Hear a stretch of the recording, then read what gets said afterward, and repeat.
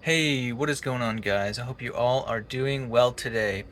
In today's video, we are going to be focusing on getting the timing belt done on my Aristo.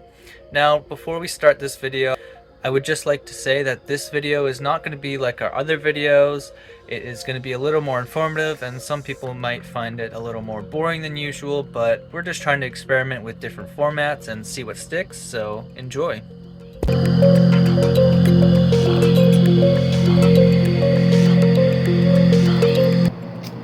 So yes, super excited to show you what I got. Like I have mentioned before, I do need a timing belt, so check out what I got. We got a timing belt kit from Boost Factory. They make a really good one for the 2JZ GTE. I do have a couple of other little goodies on the way as well. Like for example, I have a fluid damper, and I also have a billet aluminum timing belt tensioner bracket.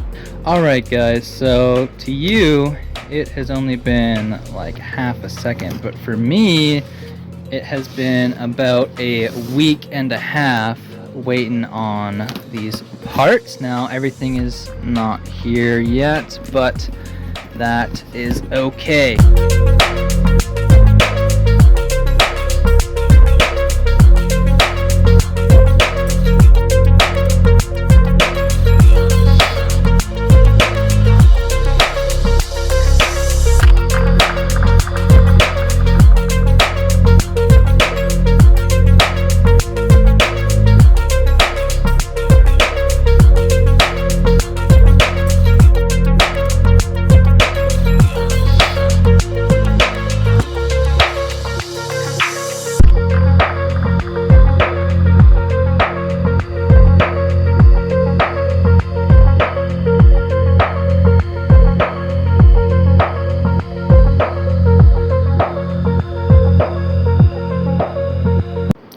Alright, so this is everything that comes in the kit. I got mine from Boost Factory once again. Got the timing belt itself, the tensioner and bracket over there.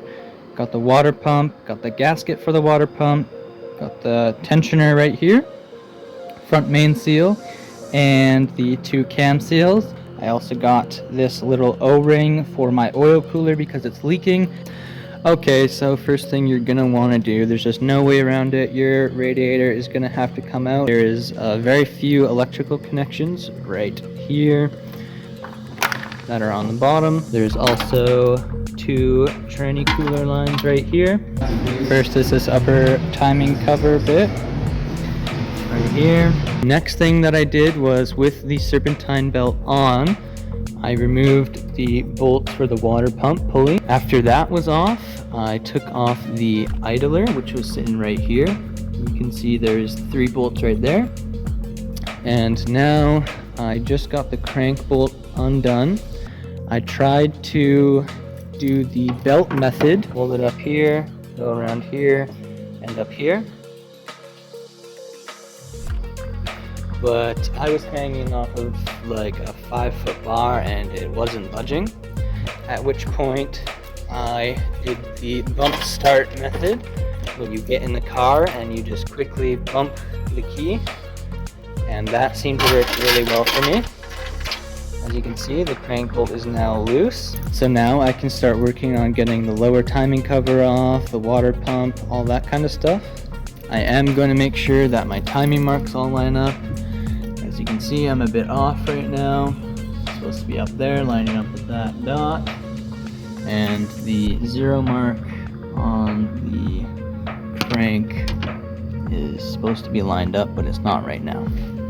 So that's pretty much everything that I've done so far.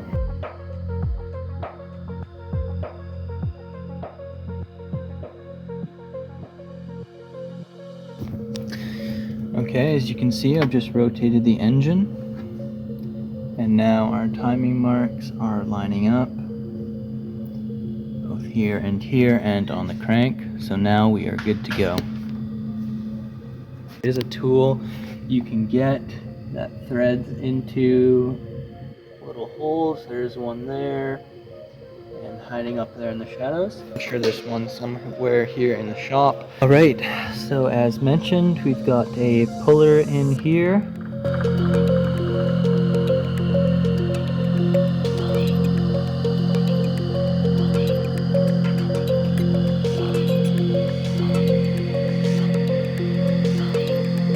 something I think is worth mentioning is I am not going to be reusing this. I've got a fluid damper on the way.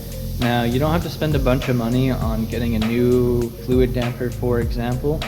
You could get a new one of these, but I don't really recommend reusing this because if you know Toyota and how they built this, it's pretty much a press fit with a little rubber ring in there, and these are known to spin, and then none of your accessories work, power steering, cooling, etc. So if you're getting into this, doing this job, then put this into your budget because it's well worth it to do while you have everything off. Okay guys, now under the car you can see the timing belt tensioner right up here. My camera would focus. Just got the timing belt tensioner off. I did it from underneath the car. It made it really easy. I just looked straight up and got the two bolts. They were a 12mm, as you can see right here. You'll need some kind of long extension to get to the one behind the alternator. I used about this length. And now I'm going to remove the timing belt.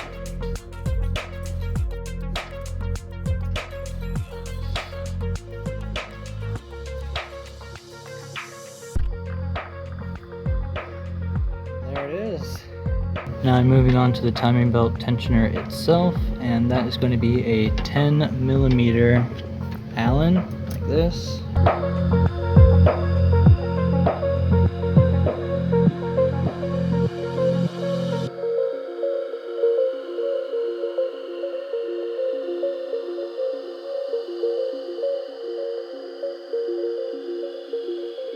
Alright guys, really quick, this is super important. This is a little crank exciter wheel retainer. It pretty much bolts up right here, like this, and it will hit these little teeth right here. You need to take this off before you take off this crank pulley thing here. Okay, back at it.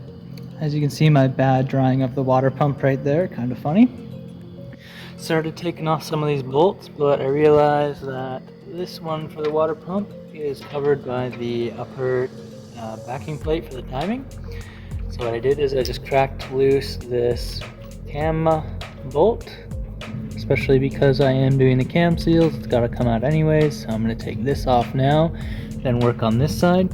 Now you're going to need two sizes of hex heads, Allen heads, whatever you want to call it. This one right here for the VVTi is 14mm, and then in behind it there is a 10mm one that will need to come off as well. So I'm just going to put this over here. Just going to take this cam gear off. Now they are keyed, so can't really mess up the orientation of that. Alright, this is the setup I went with. Just got a 14mm hex on an impact gun. Just quickly hit that. So boom, that's what that looks like. And there is the 10mm that you're going to need to take off as well. Okay, so if I was going to do this again, I would probably leave this cam gear on here so I could put this belt around it and like vice grip it at the bottom to hold it. But I took this off already, so this is what I did. Same kind of belt trick, looped around itself, and I just looped it over here. Not even this big impact gun could crack this little 10mm here. Putting it in here, and then putting a snipe on it, and as you can see, it now turns freely. Okay, super excited. Didn't think anything was going to be moving over the weekend. It's currently Saturday, but look what I got.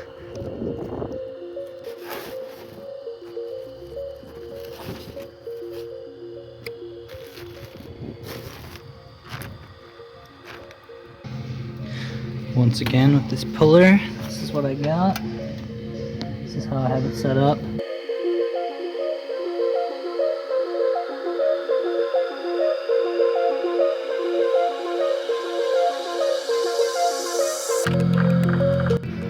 Alright, moving on, I'm taking off this upper timing cover thing. Two bolts right there. I already took out the one in the middle. Alright, as you can see, these are definitely leaking. You can definitely tell on the back of this that they were leaking. This is everything I have off so far. Cam gears, idler, crank, timing cover, idler, water pump, and the front cover. Alright, that is going to wrap it up for today. Got a lot done today, but I have plans after work, so I got to shut it down and head out.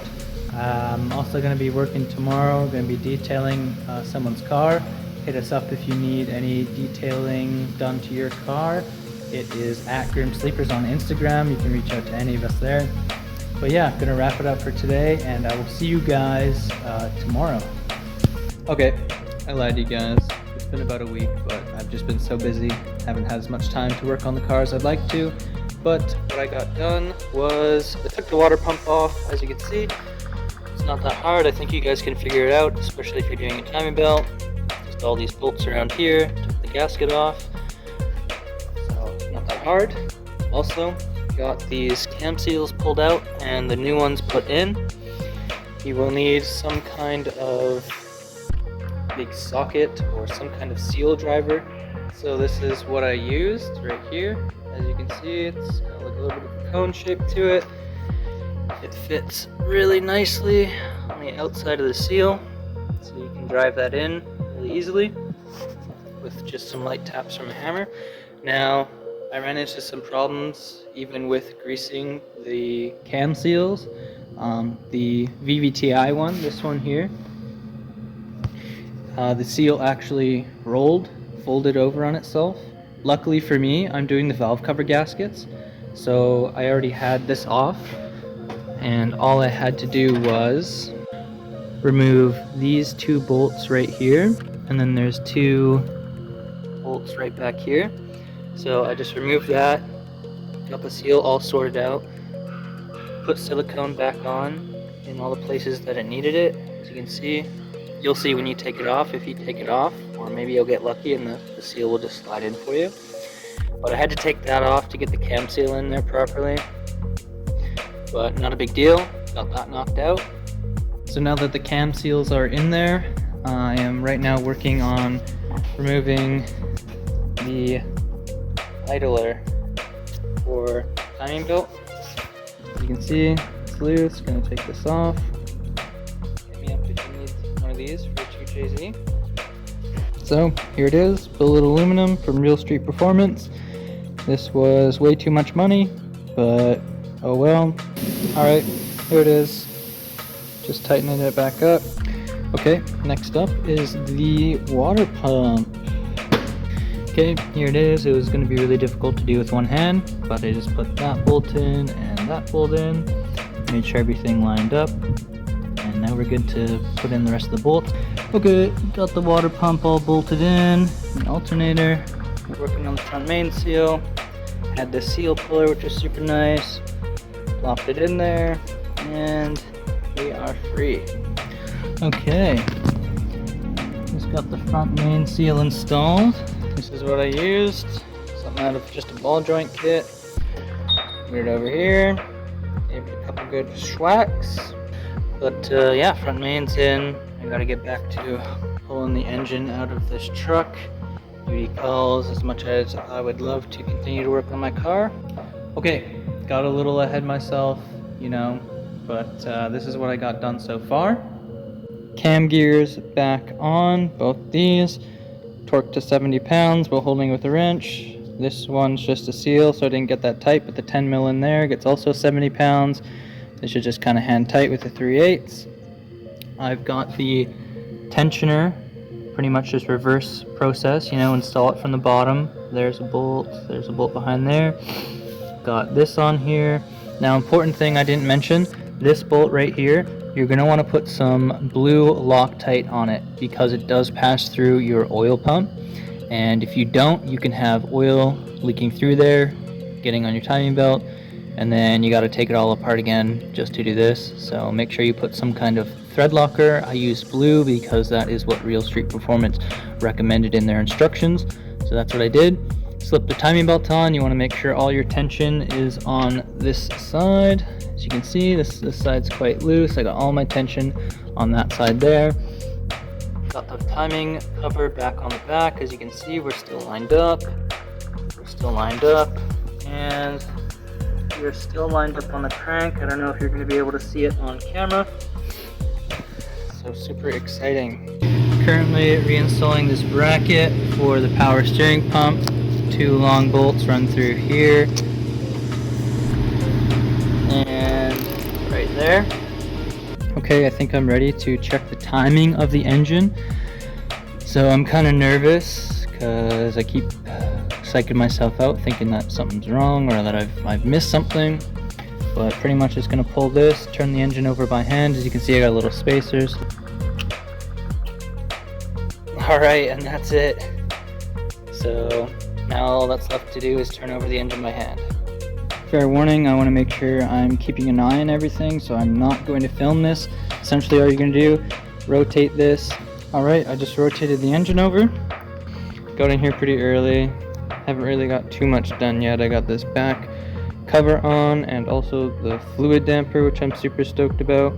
All I did to get that on was I put the crank bolt in and just used a hand ratchet with a 22 mil to get it snugged down. And once I felt it bottom out, then I backed out of there. Alright, this is where I'm at. So, got the water pump pulley back on, got the tensioner back on. This is the setup I'm going to try and use to tighten this crank bolt down to 255 foot-pounds. Don't know if it's going to work, but I don't really want to take my starter out and hold a flywheel bolt, blah blah blah blah blah, so I'll let you know if this works for me. Okay, just torqued the crank bolt to 250 foot-pounds. Unfortunately, that's as high as my torque wrench goes. Hopefully that'll be okay. But yeah, that is on there now, and I just got a call from Ian. He wants to hang out, so I think I'm going to wrap it up for today. There's not really a lot more to do. Get the rad back in, get this little upper cover back on, serpentine back on, and then pretty much just going to go tomorrow on Monday to get my valve cover gaskets, and that'll be pretty much it. But I'll keep you guys posted. Alright, look what just got here. So, I messed up, and I spun this bolt around, stripped it out. So I had to wait another like 5 days for this bad boy to get here, but hopefully this is the last time I have to do this. Alright guys, if you made it this far in the video, I just want to say thanks for sticking around. Unfortunately, I got a new phone at this point. My old phone kind of crapped the bed, and I don't know what happened to the rest of the footage. As you can see where I left off, there wasn't a lot left to do. Put the rad back in, get the serpentine belt back in, and all that stuff. I ended up actually putting the timing back in wrong, which is really unfortunate because I went to go start it, it just wasn't running right. I decided to finally look up the correct timing marks because I just assumed it was the dots. They had white paint pen on them, but unfortunately that was not the case.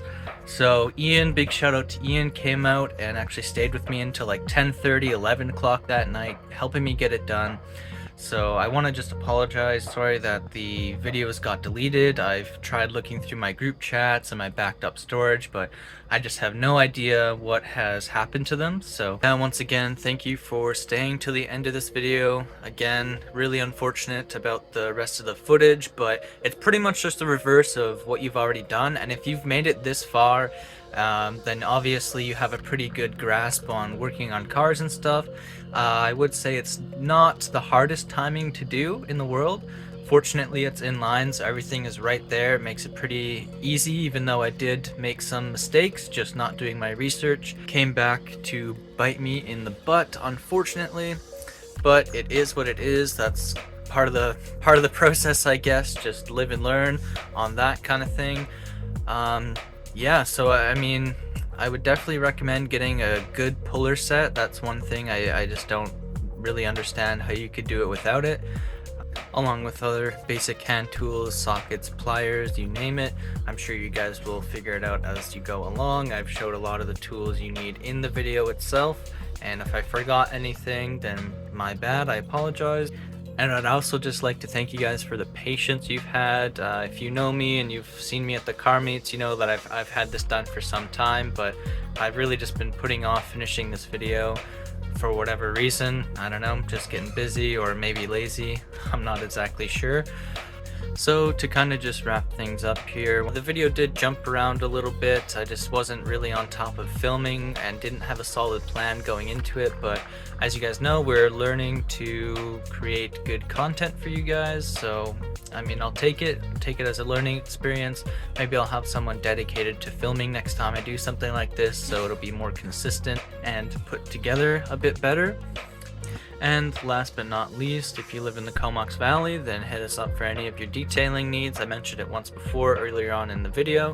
We do a bunch of other stuff, exhaust work, welding discs. We're just trying to get our name out there. So hit us up on Instagram would probably be the best place to reach us, because all of these CEOs actually have access to that.